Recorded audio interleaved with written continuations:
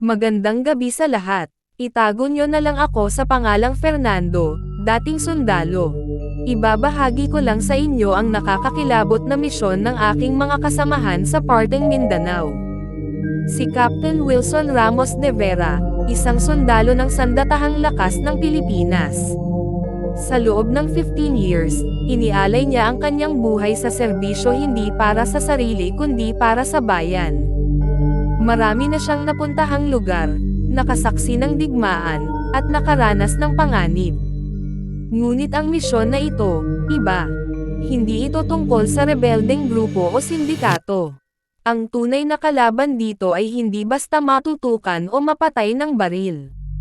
Dahil sa gabing iyon, sa isang baryong hindi nakatala sa mapa, hindi ko namalayan na ang mismong lupaing tinatapakan ko, ay isa ng hukay.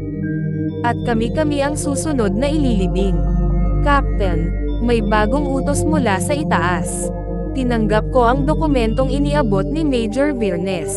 May nawala raw na grupo ng sundalo sa isang liblib na baryo sa Mindanao.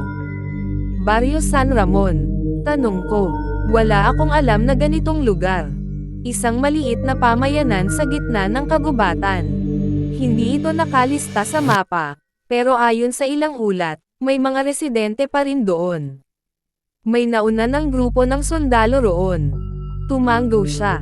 Oo, ngunit isang linggo na silang hindi nagpapadala ng ulat. Kailangan mong alamin kung ano ang nangyari. Mabilis akong nag-impake. Kasama ko sa misyon sina Sergeant Fernandez, Corporal Lopez, at Private First Class Valiente. Mayroon din kaming lokal na scout, isang matandang lalaki na nagngangalang Mang Tonyo, na nagsabing minsan na siyang nakarating sa nasabing baryo. Matagal na akong hindi bumabalik doon, bulong niya. Pero hindi ko akalaing may dadayo pang mga sundalo roon. Hindi ko napinansin ang kanyang makahulugang mga salita. Hindi ko alam na isa pala iyong babala. Pagdating namin sa baryo, agad kong napansin ang kakaiba nitong atmosfera. Tahimik, napakatahimik, walang batang naglalaro sa daan. Walang hayop na gumagala, kahit ang mga matatandang nakaupo sa labas ng kanilang bahay ay tila walang emosyon. Parang hindi tayo welcome dito, bulong ni Fernandez. Lumapit sa amin ang isang matandang babae. Walang ekspresyon ang kanyang mukha. Bakit kayo nandito? Tanong niya sa malamig na tinig. Nagpakilala ako bilang sundalo at ipinaliwanag ang aming pakay. Ngunit imbes na sagutin ako, bigla siyang tumalikod at naglakad palayo. Captain, may pag-aalinlangan sa boses ni Lopez. May mali sa lugar na to. Nagdesisyon akong manatili sa baryo kahit saglit. Isang matandang lalaki ang nag-alok ng matutuluyan. Tahimik lang siya habang inihahanda ang hapunan. Ngunit bago kami kumain, bumulong siya sa akin. Umalis na kayo bago magdilim. Napatigil ako. Bakit po? Ngunit hindi na siya sumagot. Mabilis dumilim ang langit. Masyadong mabilis. Dahil nasa isang malayong baryo kami, inasahan kong magiging madilim ang paligid, pero ibang klase ito. Wala ni isang alitaptap, wala ring buwan o bituin. Tahimik. Masyadong tahimik. Maya-maya, may narinig kaming kaluskos sa labas. Para bang may naglalakad sa paligid ng bahay. Hinugot ko ang baril ko at sumilip sa bintana. Sa kabila ng dilim, may natano akong isang figura. Nakatingin ito diretso sa akin. Hindi ko maaninag ang mukha nito, pero ramdam ko ang malamig na pakiramdam na gumapang sa aking katawan. May tao sa labas, bulong ko sa mga kasama ko. Dahan-dahan akong lumabas, hawak ang aking baril. Wala, tumingin ako sa lupa, wala ring bakas ng kahit anong yapak. Anong nakita mo? Tanong ni Ramirez. Napalunok ako. Hindi ko sigurado. Nagdesisyon kaming manatili sa loob ng bahay. Pero sa kalagitnaan ng gabi, muling may narinig kaming tunog. Sa pagkakataong ito, hindi lang basta kaluskos. Tunog ito ng marahang pagkatok sa pinto. Dahan-dahan akong lumapit. Captain, bulong ni Fernandez. Huwag mong buksan. Dumukwang ako sa maliit na siwang ng pinto para sumilip. At doon, Muntik nang tumigil ang tibok ng puso ko. May isang babae sa labas. Payat, duguan ang kanyang damit, at tila nanginginig sa lamig. Nagugutom ako, mahina niyang sabi. Papasukin niyo ako, nagugutom ako. Nagtama ang mga mata namin. At sa sandaling iyon, may kung anong bumalot sa aking katawan. Isang kilabot na hindi ko maipaliwanag. Nag-aalangan akong hawakan ang doorknob. Ngunit bago ko pa iyon magawa, biglang may humawak sa braso ko. Ang matandang lalaking nagpapatuloy sa amin. Huwag, madiin niyang sabi. Bakit po?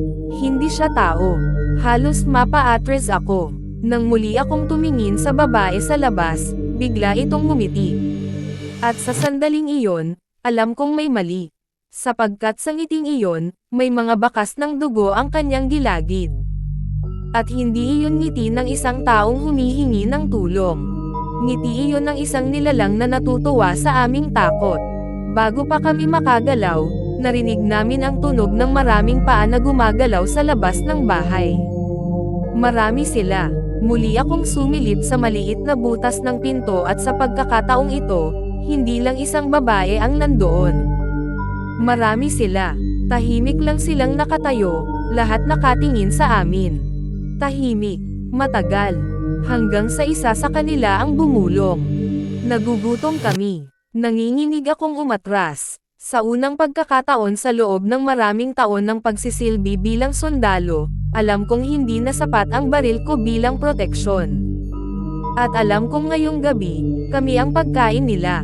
Mabilis kong inilock ang pinto at umatras. Captain, anong nakita mo? Tanong ni Lopez, kita sa kanyang mukha ang kaba. Hindi ako sumagot, nakatutok lang ang mata ko sa pinto, nakikiramdam. Tahimik pa rin sa labas. Walang galaw, walang ingay. Pero alam kong hindi na sila umalis. Tangina, bulong ni Valiente. Ano yun? Hindi normal yun. Lumabas tayo dito, sabi ko. Punta tayo sa simbahan. Mas ligtas doon. Tumingin ako sa matandang kasama namin. May ibang daan ba palabas? Tumango siya at itinuro ang likod ng bahay. Dahan-dahan naming binuksan ang lumang pinto roon. Wala kaming ingay na ginawa habang unti-unting lumalabas. Tahimik pa rin ang paligid. Ngunit habang papalayo kami, doon ko napansin ang ibang bahay sa baryo ay bukas na ang mga pinto. At mula sa dilim ng kanilang mga pintuan, may mga matang nakatitig sa amin. Tahimik, wala silang ginagawa, pero may kung anong mali sa kanilang tingin. Para bang hindi na sila tao. Bilasan natin, bulong ko. Nang marating namin ang simbahan, halos sabay-sabay naming isinara ang pinto. Hingal na ako. Gago, sabi ni Fernandez. Ano to? Anong meron sa lugar na to? Walang gustong sumagot, hanggang sa nagsalita ang matandang kasama namin. Tapos na ang gabi para sa inyo, bulong niya. Napatingin kami sa kanya. Anong ibig mong sabihin? Tanong ko. Malalim ang buntong hininga niya bago nagsalita. Wala nang nakakalabas ng baryong ito, kapag nagtagal pa rito ng isang gabi. Nanlamig ako sa narinig. Hindi ko alam kung nagsasabi siya ng totoo, pero may bahagi sa utak ko na nagsasabing wala nang halaga ang pag-aalinlangan. Dahil alam kong may mali talaga sa lugar na ito. Habang nasa loob kami ng simbahan, sinubukan naming pag-isipan ang susunod na hakbang. Captain, sabi ni Fernandez. Dapat bang hintayin natin ang umaga? Napaisip ako, kung may umaga pang darating. Napatingin sila sa akin. Lahat ng nakita natin dito, hindi normal. Hindi ko alam kung panaginip lang ito o sumpa, pero hindi tayo pwedeng maghintay lang dito. Napansin ko ang altar sa dulo ng simbahan. May isang lumang imahe ng isang santo pero ang mata nito, tila minamasdan kami. Hindi ito pangkaraniwang simbahan, bulong ni Valiente. Nilapitan ko ang altar at doon ko napansin ang isang lumang aklat na nakalagay sa tabi ng isang kandila. Dahan-dahan ko itong binuksan. May mga lumang titik, mga salitang hindi ko maintindihan. Ngunit sa isang pahina, may malinaw na larawan. Isang baryo. Ang baryong ito. At sa larawan, may mga taong nakapalibot sa isang hukay, tila may isang nilalang na inililibing ng buhay. "Kaptan," tawag ni Fernandez, nanginginig ang tinig. Paglingon ko sa kanya, nakita ko ang kanyang nakakatakot na ekspresyon. "Tingnan mo." Itinuro niya ang isang lumang mural sa dingding ng simbahan. Pinagmasdan ko ito. Sa unang tingin, isa lang itong simpleng lumang painting ng baryo.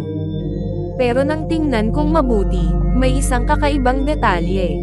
Sa gilid ng larawan, may isang lalaking nakatayo, matangkad, maputla, at walang mata. Pero ang mas kinilabutan ako, ang suot ng lalaki ay isang lumang uniforme ng sundalo. At hawak nito ang parehong aklat na binabasa ko ngayon. Nanlamig ang buong katawan ko. "Tumakas tayo," sabi ni Fernandez. Ngayon na, mabilis kaming bumalik sa may pinto. Pero bago pa namin mabuksan ito, tok tok tok, biglang may kumatok mula sa labas. Malamig ang pawis na dumaloy sa likod ko. Dahan-dahan akong sumilip sa maliit na siwang. At doon, nakita ko siya. Si Corporal Lopez. Mukha siyang pagod, duguan ang damit, at nanginginig sa lamig. "Kaptan, tulungan mo ako. Parang gusto kong buksan ang pinto, pero may bumubulong sa akin na huwag." "Lumayo ka sa pinto," utos ko. "Sir, tulungan niyo ako." Nawala ako. Napapikit ako. Hindi na siya si Lopez, bulong ng matandang kasama namin. Pagdilat ko, doon ko napansin ang isang bagay na hindi ko nakita kanina. Ang suot ni Lopez, hindi na siya duguan. Ang mukha niya, hindi na siya mukhang pagod. At ang kanyang anino, wala sa sahig. "Hindi ka na si Lopez," sigaw ko. At sa sandaling iyon, ang kanyang mukha ay biglang nagbago. Mula sa pamilyar na anyo ng aming kasamahan, unti-unting naging kakaiba ang kanyang mukha. At ang kanyang ngiti, isang ngiting hindi pang tao. Biglang nagbukas ang pinto, at ang buong baryo, pumasok sa loob. Wala kaming nagawa kundi lumaban. Pinutukan namin sila, pero tila walang epekto ang aming mga bala. Isa-isang bumagsak ang aking mga kasama. Si Fernandez kinaladkad palabas. Si Valiente hinotek sa dilim. At ako, muli akong napatingin sa lumang mural. Doon ko lang naintindihan. Ang baryong ito ay isang bitag. Hindi sila mga tao. At ngayong gabi, alam ko na ang aking kapalaran. Hinawakan ko ang aking baril, pero alam kong wala ng saysay. Sa huling sandali, natano ko ang imahe ng lumang sundalo sa mural. Ang kanyang walang matang tingin. At bago pa tuluyang mawala ang aking ulirat, alam kong ako na ang susunod. Isang buwan ang lumipas. Nagpadala muli ng mga sundalo sa baryo ng San Ramon upang hanapin ang mga nawalang kasamahan. Ngunit nang marating nila ang lugar, wala silang natagpo ang baryo. Wala silang natagpo ang bahay. At sa gitna ng kagubatan, may isang lumang mural na natuklasan sa guho ng isang abandonadong simbahan. Isang larawan ng isang baryo. At sa sulok nito, may isang bagong imahe ng isang sundalo na nakatingin diretso sa sino mang titingin dito.